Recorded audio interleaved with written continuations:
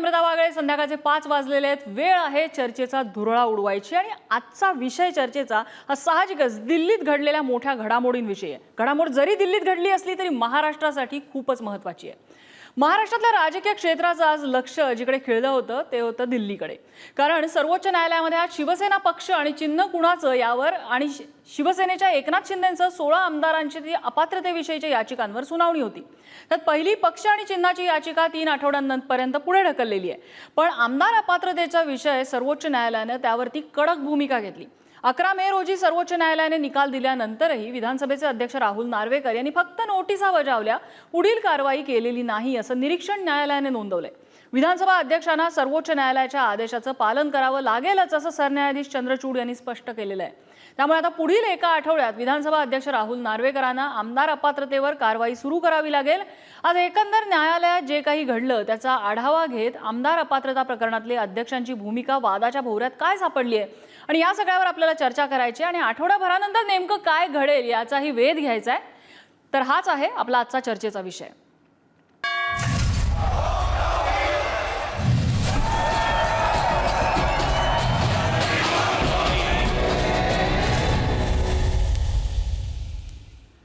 आणि याच विषयाचं विश्लेषण करण्यासाठी आपल्यासोबत चर्चेत सहभागी होत आहेत ॲडव्होकेट सिद्धार्थ शिंदे, जे स्वतः सुप्रीम कोर्टातले वकील आहेत.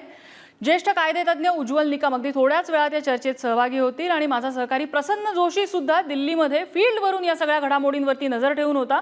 आमचे न्यूज एडिटर प्रसन्न जोशी सुद्धा आपल्यासोबत आहेत. मी सुरुवातीलाच प्रसन्नकडे जाईन. प्रसन्न, सकाळपासूनच्या घडामोडी, सकाळपासून उत्सुकता लागलेली, दुपारनंतर सुनावणी सुरू झालेली आहे. विशेषतः आमदार अपात्रतेची जी दुसरी सुनावणी होती 19 क्रमांकाचं जे प्रकरण, त्या बाबतीत न्यायालयाने खडे बोल सुनावलेत, अप्रत्यक्षपणे नाराजीच सुनावलेली आहे. आजच्या दिवसात नेमकं काय काय घडलेलं आहे आणि कोणते मुद्दे त्यातले महत्त्वाचे? नम्रता, जसा तू मगाशी उल्लेख केलेला आहे, न्यायालयाने खडे बोल वगैरे हे आपले इंटरप्रिटेशन आहे, पण न्यायालयाने निर्देश दिलेले आहेत आणि त्यांनी सांगण्याचा प्रयत्न केलेला आहे की न्यायालयाचं म्हणणं तुम्हाला मानावं लागेल, तुम्हाला मान ठेवावा लागेल.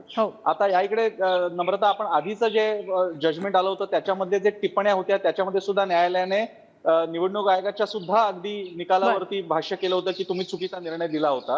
आपल्याला याची कल्पना आहे की निवडणूक आयोग असेल किंवा आता विधानसभा अध्यक्ष ही संस्था असेल, या स्वायत्त संस्था आहेत. सुप्रीम कोर्ट आणि यांच्यामध्ये डॉटेड लाईन्स आहे आणि ते एकमेकांचा आदर करतात.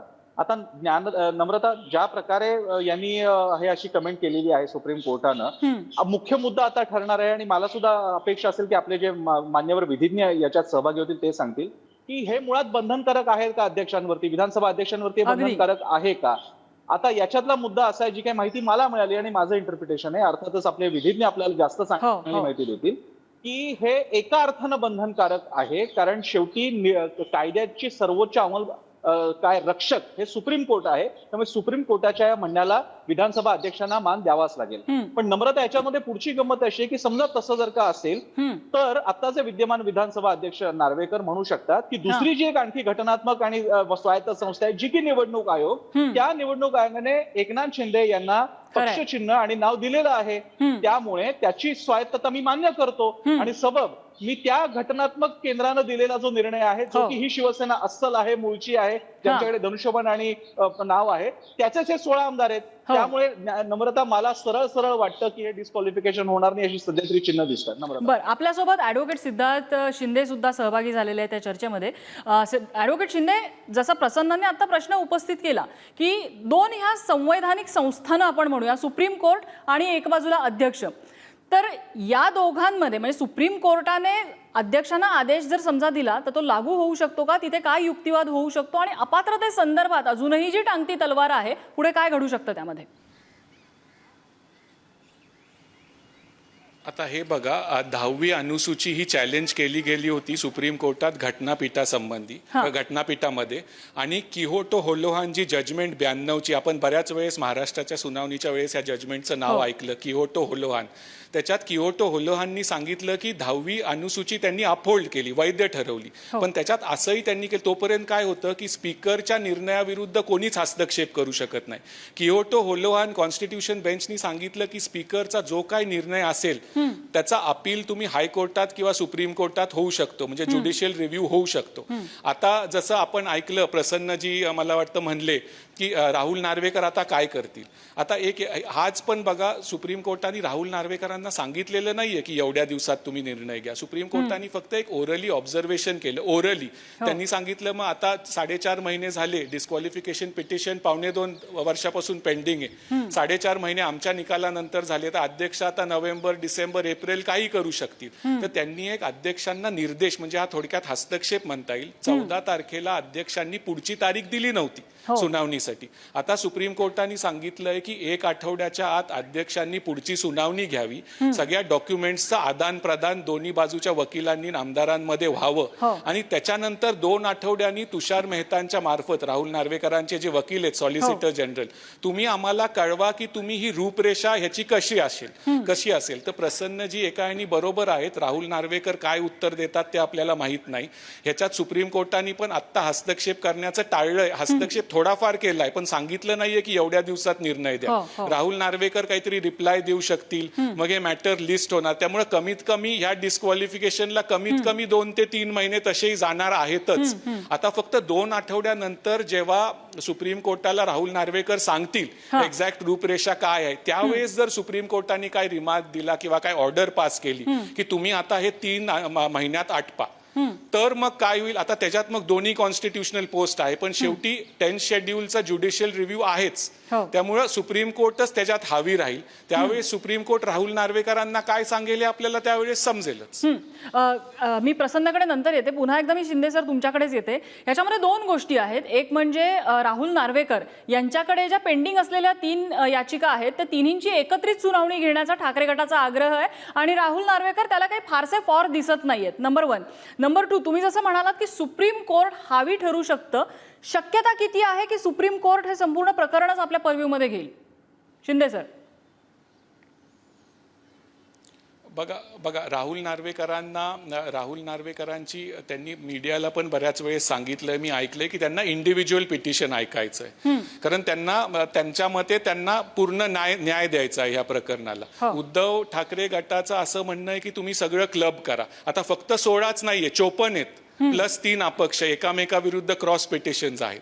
तर त्यांना, उद्धव ठाकरेंना वाटतंय की हे जर क्लब झालं तर लवकर ऐकण्यात येईल. पण आता एक काय झालं, तुषार मेहता आज म्हणले की 14 तारखेला मागच्या सुनावणीच्या वेळेस 1500 पानं आम्हाला उद्धव ठाकरे गटाने म्हणजे त्यांच्या आमदारांनी आम्हाला दिलं आणि त्यामुळे ते डॉक्युमेंट्स आम्हाला स्टडी करावे लागतील. आणि असं राहुल नार्वेकरांचं पण म्हणणं होतं आणि ह्या काही आमदारांचं पण म्हणणं होतं की ती डॉक्युमेंट्स आम्हाला स्टडी करावे लागतील. पण ते डॉक्युमेंट्स, कपिल सिब्बलांचं म्हणणं होतं की सुप्रीम कोर्टचं जे कॉम्पायलेशन आहे, ट्रान्स्क्रिप्शन वगैरे, तेच आम्ही तुम्हाला दिलंय मॅटर सोपं करायला. तर तुम्ही त्याची आड घेऊ नका की 1500 डॉक्युमेंट आम्हाला आता वाचायचेत आणि वेळ द्यावा. पण आता एक महत्वाचं तुम्ही लक्षात घ्या, जर सुप्रीम कोर्टाने ह्याच्यात सांगितलेलं आहे रिझनेबल पिरियड ऑफ टाइम आणि सुप्रीम कोर्टाने आज परत 4.5 महिन्यांनी सुप्रीम कोर्टाने सांगितलंय राहुल नार्वेकरांना की पुढची तारीख ही असेल, दॅट इज हे खूप मोठी डेव्हलपमेंट आहे. आणि त्याच्यानंतर 2 आठवड्यात तुम्ही आम्हाला कळवा की रूपरेषा काय असेल. आता पुढे काय होतं ते माहित नाही, पण सुप्रीम कोर्टाने ह्याच्यावर एक स्टँड घेतलेला आहे.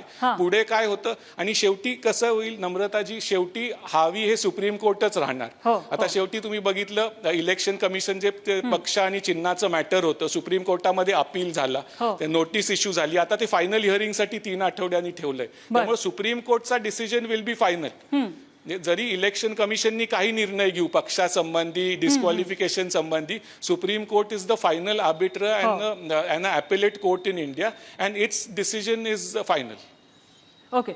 शिंदे सर तुम्ही राहा आपल्यासोबत. मी प्रसन्नकडे एक मुद्दा घेऊन येते. प्रसन्न, आज जर आपण कोर्टाची कारवाई झाल्यानंतर अनिल देसाई बाहेर आले, ठाकरे गटाचे नेते, त्यावेळेला त्यांनी सांगितलं होतं की दिरंगाई अध्यक्षांकडनं होतेच आहे आणि ह्याचं कारण त्यांनी उदाहरण जे दिलं की 18 तारखेला सुप्रीम कोर्टाची तारीख पडल्यानंतर 14 तारखेला घाईघाईने अध्यक्षांकडनं सुनावणी घेतली जाते आणि आम्ही कारवाई केली असं दाखवण्याचा प्रयत्न केला जातो. अर्थात दोन्ही पदं, सुप्रीम कोर्ट आणि अध्यक्ष, ही दोन्ही संवैधानिक पदं आहेत. त्या दोघांच्याही कारवाईचा, त्यांच्या निर्णयाचा आपण आदर ठेवून फक्त ठाकरे गटाचं जे वक्तव्य आहे त्याचं विश्लेषण करायचा प्रयत्न करूया. प्रसन्न. नम्रता, या विषयाच्या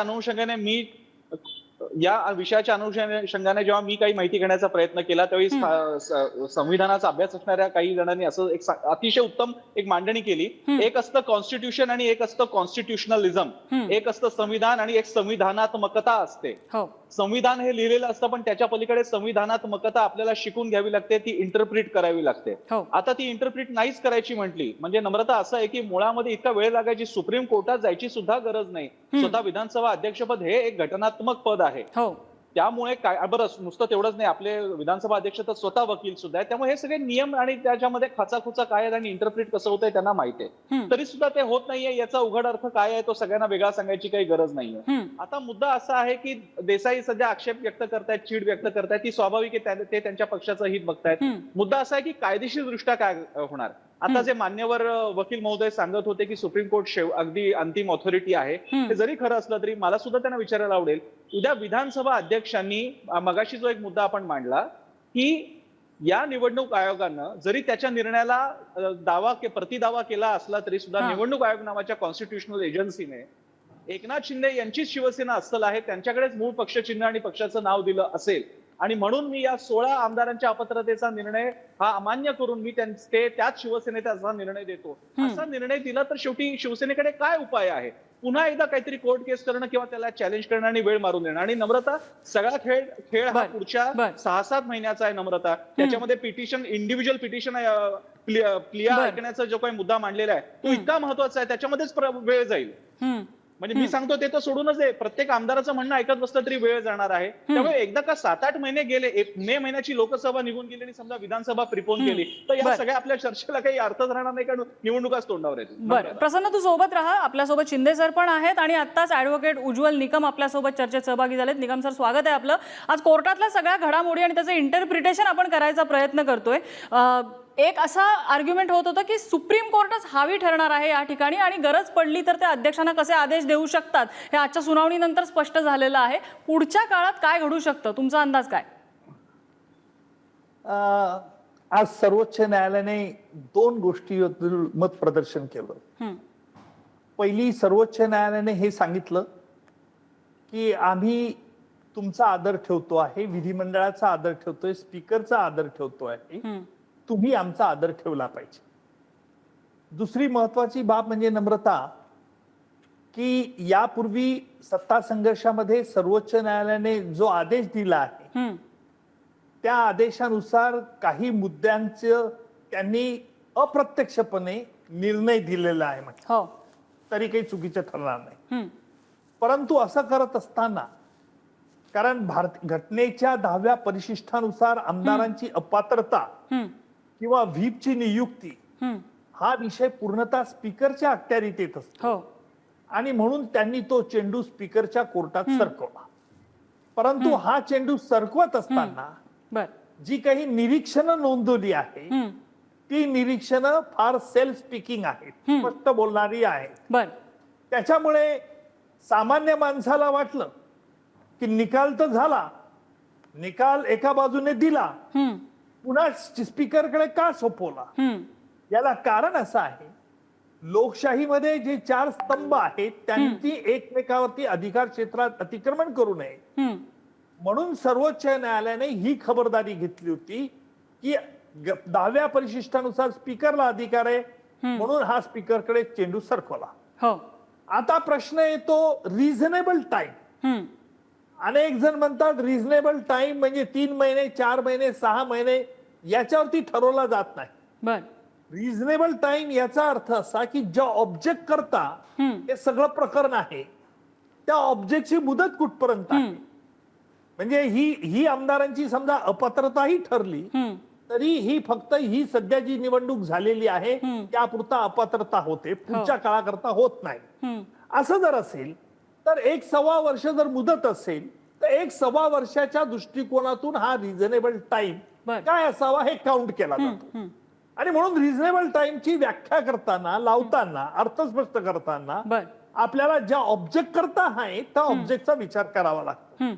आता स्पीकर यांनी काय केलं, जरी सगळे इश्यू डिसाइड केलेले असले सर्वोच्च न्यायालयाने अप्रत्यक्षपणे, तरी स्पीकर यांनी ज्या वेळेला न्यायाधीशाची भूमिका म्हणून ते काम करतात, अंपायरची भूमिका म्हणून काम करतात, कारण एकदा स्पीकर म्हणून निवड झाल्यानंतर घटनेनुसार तो कोणत्याही पक्षाचा सदस्य राहत नाही. खरंय. पण निकम सर, तुम्ही हा जो मुद्दा मांडताय त्यानुसार कोणीही एकमेकांच्या, ही जी संवैधानिक संस्था आहेत, ही पदं आहेत, त्याच्यामध्ये इंटरफिअर, पायात पाय अडवू नये असा एक साधारण प्रोटोकॉल आहे आपल्याकडचा. मात्र आज सुप्रीम कोर्टाला इंटरफिअर करण्याची गरज वाटावी अशी एक परिस्थिती निर्माण झाली आहे का, नंबर 1. आणि दुसरा प्रश्न जो प्रसन्नने उपस्थित केला की उद्या जर तिसरी जी संवैधानिक संस्था या प्रकरणामधली आहे ते म्हणजे निवडणूक आयोग, निवडणूक आयोगाने जे पक्ष आणि चिन्ह, जे काय पक्षाचं नाव आणि चिन्ह हे शिंदे गटाला बहाल केलंय, आम्ही त्यांचा दाखला देतो आणि निकाल शिंदेच्या बाजूने जर समजा अध्यक्षांनी दिला तर ठाकरे गटासमोर पर्याय काय असेल?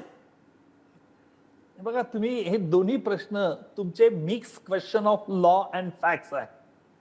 लक्षात, mix question of law and facts असल्यामुळे त्याचा विचार स्पीकर अजिबात करणार नाही. बरं, स्पीकरना प्रामुख्याने विचार करावा लागेल. निवडणूक आयोगाचा निर्णय हा स्पीकरच्या अखत्यारीतला नाही.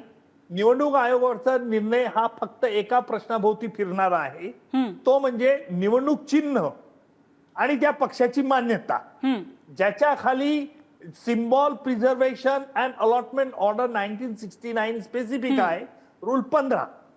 निवडणूक आयोगाचा निर्णय जो आहे हा त्या पक्षाची घटना, त्या घटनेनुसार जे पक्षांच्या पदाधिकाऱ्यांचं बलाबल कोणाच्या बाजूने जास्त आहे, नंबर 1.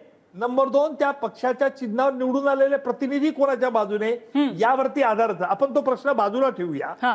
आपला मूळतः प्रश्न असा आहे की स्पीकर यांनी काय केलेली कार्यवाही ती, आता तुम्ही म्हणाला की सुप्रीम कोर्टाने इंटरफेअर केलं का? आज नाही.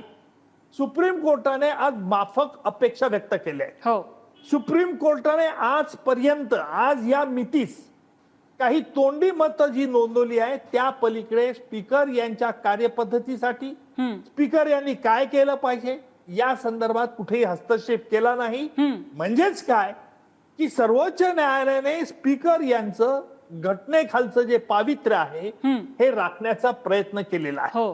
आणि म्हणून सुप्रीम कोर्टाने आज सांगितलं की जर आम्ही तुमचा आदर ठेवलेला आहे, रिस्पेक्ट ठेवला, तुम्ही आमचा ठेवला पाहिजे. आम्ही रिझनेबल टाइम म्हटलंय. रिझनेबल टाइम म्हणजे काय?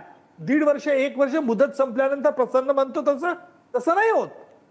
परंतु आता प्रश्न असं, जर आपण स्पीकरच्या दृष्टिकोनातून विचार केला, सर्वोच्च न्यायालयाच्या आदेशानंतर स्पीकर महाशयांनी केव्हा कार्यवाहीला सुरुवात केली हा प्रश्न महत्वाचा आहे. आता स्पीकरने जी कार्यवाही सुरू केली त्यांना नैसर्गिक न्यायदान तत्वाचं पालन करावं लागेल, त्यांना नोटिसा द्याव्या लागतील, त्यांचं म्हणणं ऐकायला येईल. याच्यात कालव्यय होणार नाही ना, हे स्पीकर यांनी बघणं जरुरीचं आहे. आता काही मुद्द्यांचा निकाल सर्वोच्च न्यायालयाने हा अप्रत्यक्ष निकम सर, कालव्यय हा शब्द जेव्हा तुम्ही वापरताय त्यावेळेला जेव्हा हा आदेश आलेला आहे तिथपासून आतापर्यंत 4.5 महिने गेलेत आणि त्याच्यामध्ये 14 तारखेची एक सुनावणी वगळता आपल्याला फारशी कारवाई झालेली दिसत नाहीये. म्हटल्यानंतर कालव्यय या गोष्टीबाबत अध्यक्षांच्या जो काही त्यांचं इंटेन्शन्स आहेत त्याच्यावरती ठाकरे गटाकडून साहजिक प्रश्न उपस्थित केले जात आहेत. नाही, बरोबर आहे ना. म्हणून आज तो स्पीकर यांनी वेळेला उशीर लावला, मुद्दामून हेतू पुरस्कार केलं की नाही याकरता सर्वोच्च न्यायालयाने आज काय सांगितलं, तुम्ही आतापर्यंत कार्यवाही केली त्याचा लेखाजोखा द्या आणि यापुढे किती याच्यात काय करू इच्छितात त्याचं टाइम टेबल द्या. एक्झॅक्टली, म्हणजे सुप्रीम कोर्टाला यावं लागलं त्यामध्ये. येणं भागच आहे ना. रिझनेबल टाइम म्हटल्यानंतर लक्षात घ्या, आपण रिझनेबल टाइम हा शब्द जो तो, आता तुम्हाला रिझनेबल टाइम 1 महिन्यात वाटेल, ठाकरे गटाला 15 दिवस वाटेल, शिंदे गटाला अजून 6 महिने वाटतील, स्पीकरला वर्ष वाटेल. हा रिझनेबल टाइम असं नाहीये, डेफिनेशन नाहीये म्हणजे त्याची. रिझनेबल, पण मी सांगितलं ना मगाशी, रिझनेबल टाइम हा विधानसभेची निवडणूक केव्हा होणार आहे त्याच्या आज याचा निकाल लागला पाहिजे असं अपेक्षित आहे. ठीक आहे. आणि म्हणून त्याला तो अर्थ आहे. ठीक आहे. शिंदे सर आहेत आपल्यासोबत, ऍडव्होकेट शिंदे आहेत. शिंदे सर, मुद्दा असा आहे या क्षणाला की आता इथून पुढे काय? निकम सर आता म्हणले, निकम सर जसं म्हणले, बघा निर्देश याचिका सुनील प्रभूंनी फाईल केली सुप्रीम कोर्ट रिओपनिंग नंतर 4 जुलैला. त्याच्यानंतर राहुल नार्वेकरांनी नोटिसेस इश्यू केल्या, म्हणजे it was a counter blast.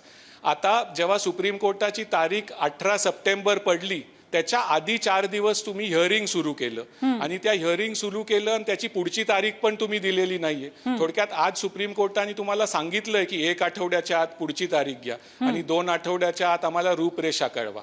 हा एक भाग झाला. आणि प्रसन्नजी जसं म्हणले की काय गॅरंटी की राहुल नार्वेकर, जसं निकम सर म्हणले, ते सुप्रीम कोर्टाची it was literally a speaking order, ती जजमेंट की स्पीकरनी काय करावं. पण स्पीकर ते करतीलच का नाही. आता मी ह्याला काय राजकीय हे देऊ शकत नाही, पण जर हे प्रकरण जर लांबलं तर स्पीकर मग ह्याच्यात काहीतरी असा मिडल ऑफ द वे किंवा दुसराही निर्णय देऊ शकतात. त्याच्या विरुद्ध मग परत उद्धव ठाकरेंना कोर्टात यावं लागेल. त्यामुळं हे थोडं कॉम्प्लिकेटेड मॅटर आहे. आणि जे केशम सिंग जजमेंट होती 2019चं, जे आपण रिफर करतो रोहिंग्टन नरिमनांचं, त्याच्यात त्यांनी सांगितलंय की 3 महिन्याचा वेळ स्पीकरांनी घ्यावा. त्याच्यात जस्टिस नरिमनांनी पार्लमेंटला सांगितलंय, थोडक्यात सुप्रीम कोर्ट कायदा बनवू शकत नाही, त्यांनी पार्लमेंटला सांगितलंय की 10th शेड्यूल डिसाईड करायला स्पीकर हा जरी नॉन पॉलिटिकल असला तरी तो शेवटी पॉलिटिकल असतोच. आणि तुम्ही ह्याच्यात कन्सिडर करावं की रिटायर्ड सुप्रीम कोर्ट जजेस, हायकोर्ट जजेस वगैरे ह्याचं 10th शेड्यूलचं इंटरप्रिटेशन करावं. आता शेवटी कायदा बनवण्याचं काम पार्लमेंटचं आहे, सुप्रीम कोर्ट नुसतं म्हणू शकतं. त्यामुळे अशा वेगवेगळ्या ह्याच्यात पैलू आहेत. हो, बर. आपली वेळ खरं तर संपत आलेली आहे. मी वाइंड अप कमेंट निकम सरांकडनं घेईन आणि मग प्रसन्नकडे येईन. निकम सर,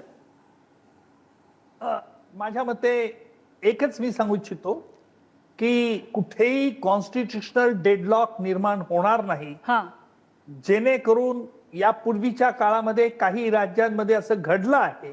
जी भीती मला आज आहे की विधिमंडळांनी देखील सुप्रीम कोर्टाच्या आदेशांचं म्हणजे फॉलो करायला नकार दिलेला आहे किंवा सुप्रीम कोर्टाच्या आदेशांचं पालन करण्यास नकार दिलेला आहे.